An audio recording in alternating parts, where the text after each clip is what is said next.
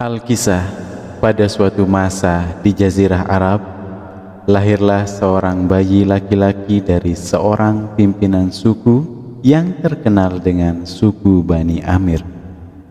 Sang pimpinan terkenal dengan kemuliaan dan kedermawanan. Sang bayi yang diberi nama Qais itu diasuh oleh perawat yang berhati lembut, hingga bayi itu tumbuh besar, kuat dan sehat. Setahun berlalu, ketampanan sang bayi berubah menjadi kesempurnaan. Ia tumbuh menjadi anak yang ceria dan aktif. Menjelang usianya yang ke-7, ciri-ciri kedewasaan semakin tampak.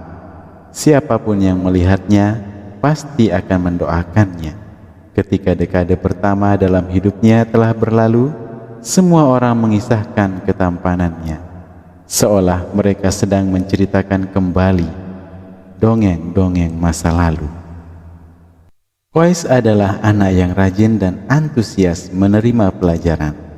Ia tak membutuhkan waktu lama untuk dapat mengalahkan teman-temannya dalam setiap mata pelajaran dan membuktikan bahwa ia adalah siswa yang terbaik yang pernah diajar oleh gurunya. Ia paling unggul dalam pelajaran membaca dan menulis. Begitu ia berbicara, entah dalam bentuk debat atau percakapan sederhana, bibirnya selalu melontarkan kalimat-kalimat bijak dan sangatlah menyenangkan mendengarnya berbicara. Namun, tiba-tiba terjadilah sesuatu di luar dugaan. Teman-teman sekelas Qais merupakan keturunan bangsawan dari suku-suku yang berbeda, termasuk juga teman-teman perempuannya. Suatu hari, seorang gadis bergabung dalam kelasnya. Gadis itu memiliki kecantikan yang luar biasa, yang membuat Qais dan bocah-bocah lelaki lainnya langsung terpukau. Gadis itu bernama Laila, diambil dari kata Arab lail yang berarti malam. Sesuai dengan namanya, rambutnya hitam legam dan di balik rambutnya wajahnya memancarkan kecantikan yang luar biasa.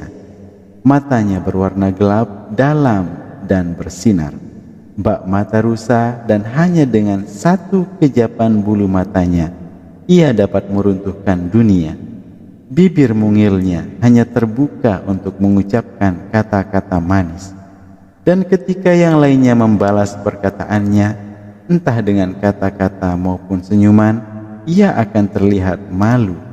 Kedua pipinya akan merona merah, seolah-olah mawar merah bermekaran pada pipinya yang berwarna putih susu. Bahkan hati yang sedingin es pun akan meleleh tatkala memandang keindahan gadis yang bernama Laila ini. Namun, perasaan Qais muda jauh lebih dalam dibandingkan dengan teman-temannya. Ia telah tenggelam dalam lautan cinta, bahkan sebelum ia mengenal arti cinta yang sesungguhnya. Ia telah memberikan hatinya kepada sang gadis, bahkan sebelum ia menyadari apa sebenarnya yang ia berikan. Namun, Qais tidak sendirian karena Laila pun merasakan hal yang sama. Api telah menyala dalam kedua hati mereka, dan api itu saling menerangi satu sama lain. Apakah yang mereka lakukan untuk memadamkan nyala api itu? Tidak, mereka tidak memadamkan nyala api tersebut. Mereka hanyalah anak-anak, dan anak-anak hanya dapat menerima apa yang mendatangi mereka tanpa banyak bertanya. Cinta ibarat sang pembawa anggur yang menuangkan minuman di gelas-gelas hingga meluap, dan anak-anak itu meminum apapun yang dituangkan untuk mereka, dan tentu saja hal itu membuat mereka mabuk kepayang karena mereka tak menyadari betapa kuatnya minuman itu sebenarnya. Rasa mabuk yang pertama kali dialami selalu menjadi yang terhebat. Jatuh yang mereka rasakan untuk pertama kali selalu menjadi pengalaman yang terberat. Dan patah hati yang dirasakan untuk pertama kali selalu menjadi yang menyakitkan. Dan begitulah mereka melangkah jauh dengan perasaan itu hingga terlambat untuk kembali lagi, dipesonakan oleh sebuah kekuatan yang asal-usulnya tak mereka ketahui, dan kekuatan itu terlalu hebat untuk dapat mereka lawan. Mereka telah minum habis segelas berisikan minuman cinta siang dan malam, dan semakin banyak mereka minum, semakin kuat ketertarikan mereka satu sama lainnya. Mata mereka menjadi buta dan telinga mereka menjadi tuli. Di sekolah dan di dunia yang berada di luar kelas mereka, Kois dan Laila telah kehilangan diri mereka dan akhirnya saling menemukan. Orang bilang cinta pertama adalah yang terhebat, dan bahwa kenangan pertama itu takkan pernah hilang. Bagi Kois dan Laila, hal ini benar adanya. Begitu besarnya kebahagiaan yang mereka rasakan hingga mereka tak berani mempertanyakannya karena mereka takut perasaan itu akan hilang secepat datangnya. Bagi Kois, Laila bak matahari yang merambat naik di langit hatinya dengan keindahan dan sinar yang tak ada bandingnya. Hari demi hari, cahaya yang dipancarkan Laila semakin terang, menerangi tak hanya dunia Kois, namun juga dunia mereka yang beruntung dapat berjumpa dengannya. Bocah laki-laki lainnya pun terpukau dan terpesona oleh sinar Laila yang membutakan. Selama pelajaran berlangsung, mereka semua memandang Laila dengan mulut terbuka, hingga sang guru muncul dengan sebuah tongkat kayu dan memukul mereka untuk membuat perhatian mereka kembali pada pelajaran. Saat pelajaran usai, mereka berkeliaran di lorong-lorong dan jalanan kecil di antara kedai-kedai pasar, berharap dapat melihat sang gadis berlesung pipit itu. Dan jika mereka berhasil melihatnya, mereka merasa bak buah delima yang penuh dengan sari buah dan seolah akan meledak dengan sejuta hasrat. Begitulah daya tarik yang dipancarkan oleh Laila. Kois tahu betul bahwa bocah-bocah lelaki lainnya pun tertarik pada Laila. Namun, ia juga tahu bahwa mereka tak mendambakan Laila sebesar dirinya. Jadi, ia tak memperdulikan aksi-aksi jenaka teman-temannya. Namun, pada saat yang bersamaan, ia juga merasa gelisah akan takdirnya. Ia menyadari bahwa dengan kecantikan Laila yang luar biasa, akan selalu datang godaan. Ia tahu bahwa akan ada seseorang atau sesuatu yang muncul di antara mereka berdua.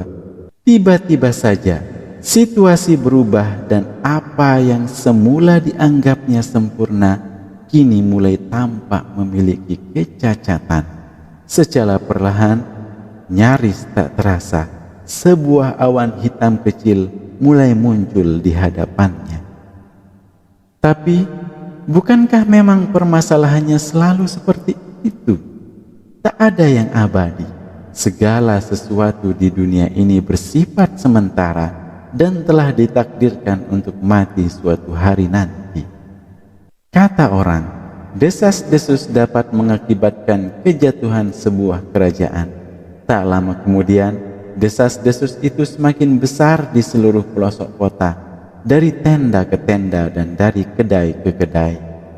Perlahan, kedua bocah yang sedang dilanda cinta itu menyadari betapa butanya mereka selama ini.